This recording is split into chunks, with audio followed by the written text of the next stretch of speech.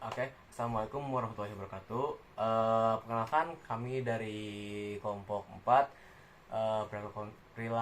mata kuliah perilaku konsumen. Oke teman-teman, di sini kita ditugaskan untuk membuat video presentasi tentang strategi distribusi yang sudah kami diskusikan terlebih dahulu dengan teman saya.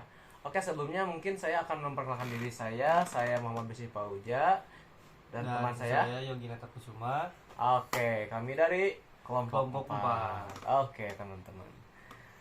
Oke, di sini kita akan menjelaskan tentang strategi distribusi.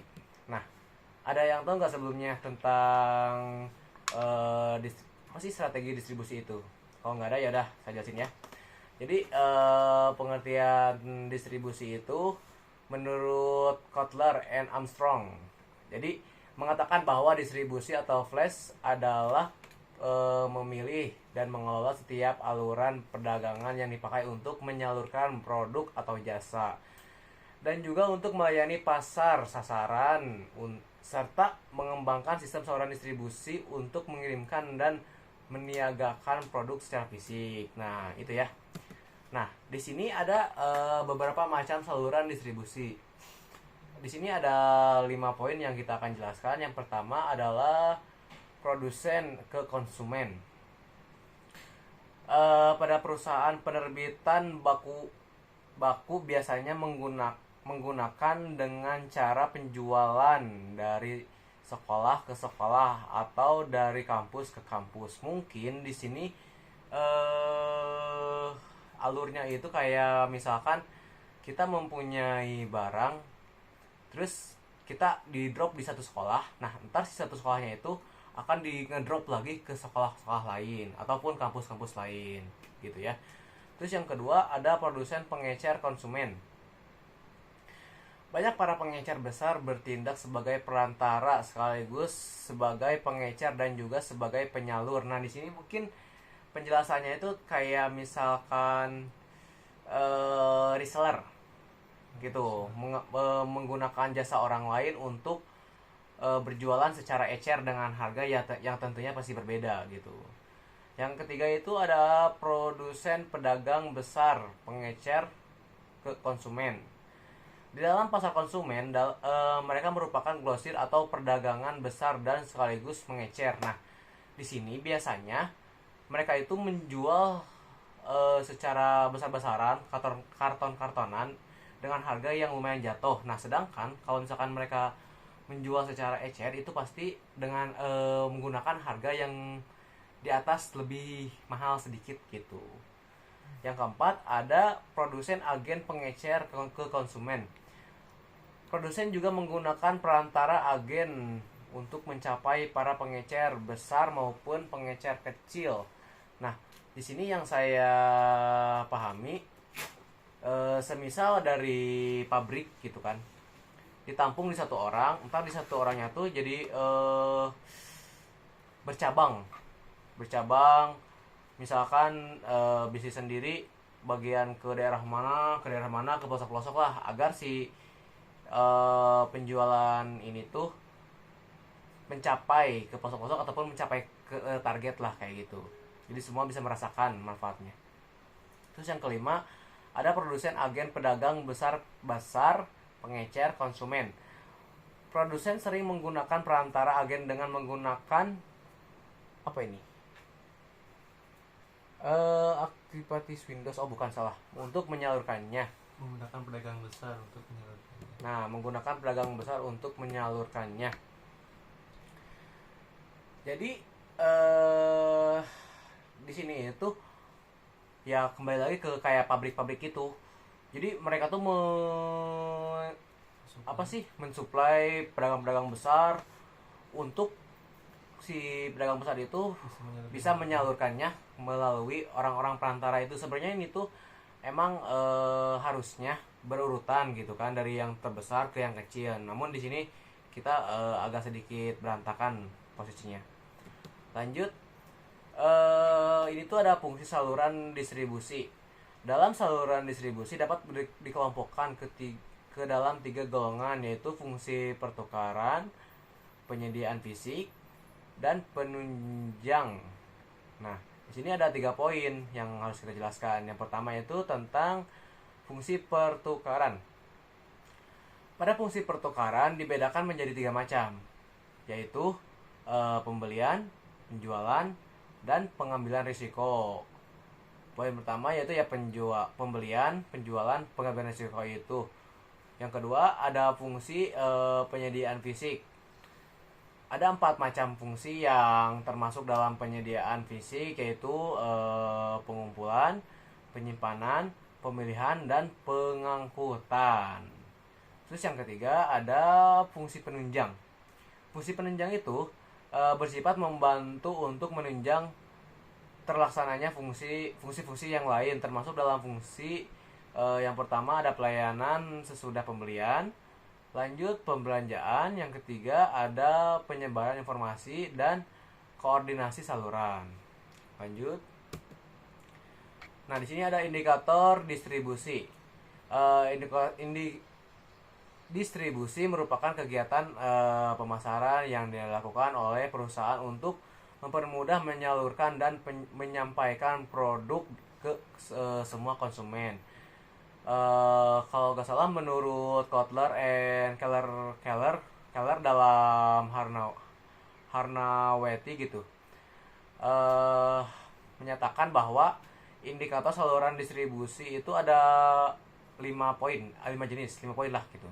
Yang pertama itu ukuran lot, yang kedua waktu tunggu dan waktu pengiriman, yang ketiga itu penyampaian spesial, yang keempat keragaman produk, yang kelima dukungan pelayanan.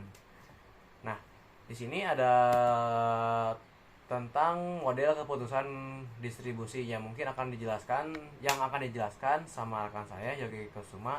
Monggo dipersilakan. Ya, baik, terima kasih Bisri untuk waktu dan tempatnya. Nah, di sini akan saya lanjutkan ya presentasinya. Ada model keputusan distribusi yang dimana salah satu keputusan penting yang harus diambil oleh manajemen pemasaran adalah keputusan-keputusan di bidang saluran distribusi, yaitu keputusan yang diambil harus efektif, efisien, ataupun paling menguntungkan. Ini tidak berarti bahwa keputusan yang paling penting adalah keputusan yang menyangkut saluran distribusi yang diambil dalam elemen bauran pemasaran lainnya. Pun tidak kalah penting, satu elemen dengan elemen lainnya saling berkaitan. Dalam pembahasan selanjutnya, keputusan distribusi ini akan ditekankan pada masalah strateginya. Lalu lanjut lagi, masih tentang strategi distribusi. Di sini ada menurut Pandi Ciptono. Ya, dia mengatakan bahwa strategi distribusi adalah berkenan dengan penentuan dan manajemen saluran distribusi yang 26 dipergunakan oleh produsen untuk memasarkan barang dan jasanya, sehingga produk dapat sampai ke tangan konsumen sasaran dalam jumlah dan jenis yang dibutuhkan pada waktu diperlukan dan di tempat yang tepat. Nah, di sini ada berikut ini terdapat 3 macam strategi cakupan distribusi yang meliputi diantaranya yang pertama ada distribusi eksklusif, yaitu produsen hanya menunjuk satu orang perantara khusus untuk menyalurkan barangnya di daerah atau wilayah tertentu, dengan syarat perantara itu tidak boleh menjual produk produsen lain. Lalu di sini ada kedua, distribusi insentif, yaitu produsen berusaha menyediakan produk di semua gerai atau retail yang mungkin dapat memasarkan produknya, convenience produk, dan industrial supplies. Umumnya produk didistribusikan secara intensif. Lalu di sini ada yang ketiga, distribusi selektif, yaitu strategi menempatkan produk perusahaan di beberapa gerai retail saja dalam suatu daerah tertentu. Nah, lalu di sini ada konflik dalam saluran distribusi. Nah, di sini ada menurut Pandi Ciptono juga ya, mengatakan bahwa perusahaan dalam mengelola dan menangani konflik dalam saluran distribusi diperlukan adanya strategi manajemen konflik saluran. Nah, diantaranya juga di sini ada terbagi 3 juga ya. Yang pertama ada bargaining strategi, yaitu salah satu anggota saluran berinisiatif sendiri dalam proses tawar-menawar. Ia bersedia mengalah dengan harapan pihak lain juga berbuat serupa. Lalu yang kedua ada boundary strategi, yaitu menangani konflik dengan diplomasi, di mana kedua belah pihak mengirim wakilnya untuk berunding memecah konflik yang terjadi. Lalu di sini yang ketiga,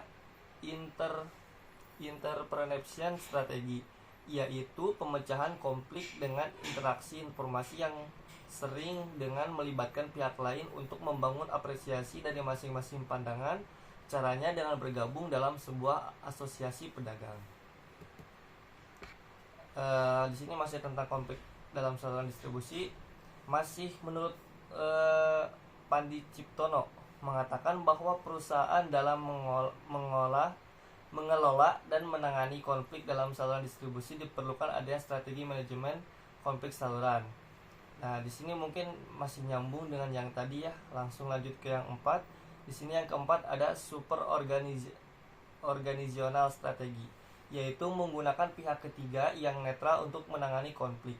Lalu yang kelima ada subordinate goal strategi, yaitu para anggota saluran yang berkonflik menetapkan tujuan bersama. Lalu ada yang keenam, exchange of person strategi, yaitu masing-masing pihak yang berkonflik saling bertukar personil. Lalu ada yang ketujuh, cooptation, yaitu menggunakan pimpinan organisasi lain yang ditempatkan di dewan penasihat atau dewan di direktur untuk didengarkan pendapatnya dalam organisasi konflik. Nah, teman-teman, mungkin sekian dari presentasi kali ini dari kita. Seharusnya kan kita itu secara offline ya, namun waktunya yang tidak memungkinkan. Jadi untuk pertanyaan-pertanyaan yang biasanya dilontarkan oleh teman-teman kepada kita, mungkin untuk saat ini kita skip dulu ya. Langsung aja kita kesimpulan ya. Jadi kesimpulan dari presentasi kali ini menyatakan bahwa strategi distribusi adalah berkenaan dengan penentuan dan penajemen saluran distribusi yang 26 dipergunakan oleh produsen untuk memasukkan barang-barang dan jasanya, sehingga produk dapat tersampaikan ke tangan-tangan konsumen sasaran dalam jumlah dan jenis yang dibutuhkan pada waktu yang telah ditentukan dan tepat sasaran, kayak gitu teman-teman. Oke. Sekian dari kami kelompok 4. Kurang lebihnya mohon dimaafkan karena kita pun masih saling belajar dari hal terkecil menuju hal terbesar. Oke. Wabillahi taufiq wal hidayah. Wassalamualaikum warahmatullahi wabarakatuh.